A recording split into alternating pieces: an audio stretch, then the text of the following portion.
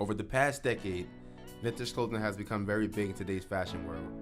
Vintage is defined as representing the high-quality products of the past, such as designer's clothing or classic cars, but to many it has become a catch-all term for anything that looks old, even if the item itself is new.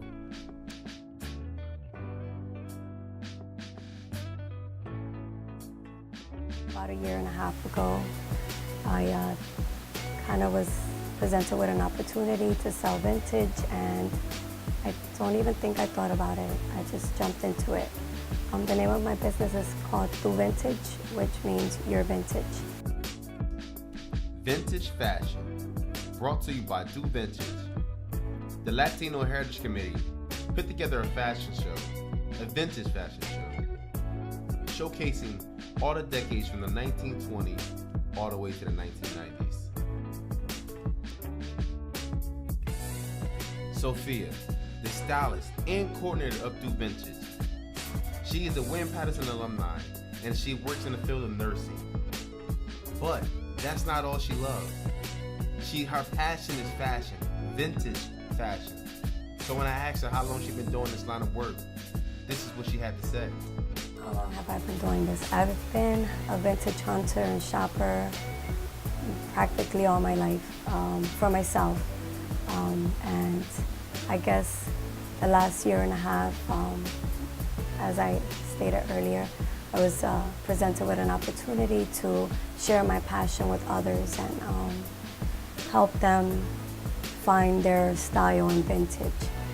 So I guess it's been a year and a half, and I'm enjoying it. I really am. It's a great experience doing the digging and the finding and helping people find that special outfit that screams their name.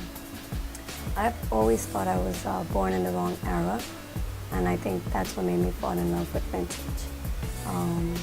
Probably too, I've always been older than what I really am, I guess. I was the oldest one in my family, so I took care of my brothers and sisters.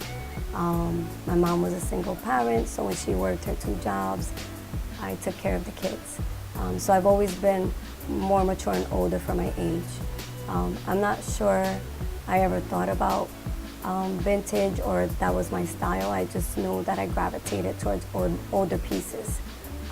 So I like to think I have an old soul.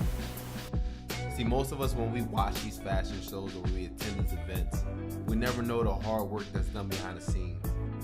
We never know the struggles the coordinator or the stylist may go through to even put together this type of event, especially when it's dealing with vintage fashion, which is hard to get. And when I had to ask her the difficulties she went through, this is what she had to say. Originally, I was going to pick my own models, and I decided I didn't want to do that. I wanted to pick models from the universities because it's their event, it's their school, and it's their memory. That being said, doing that, I think at the end I got a wonderful surprise because I always talk about women accepting themselves for what they are today, their body type, and dressing it for what they are today. And what I was presented with was a line of both men and women with different shapes and bodies. So I would say the difficulty of that was, if you look at vintage apparel, a lot of it runs very small.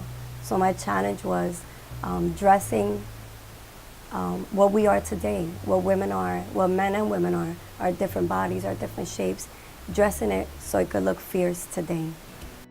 One important word stuck to her when I asked about the importance of fashion, and she said, self-confidence.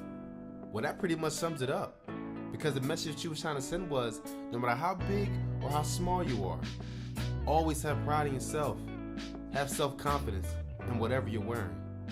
I'm Jamal Fields reporting live.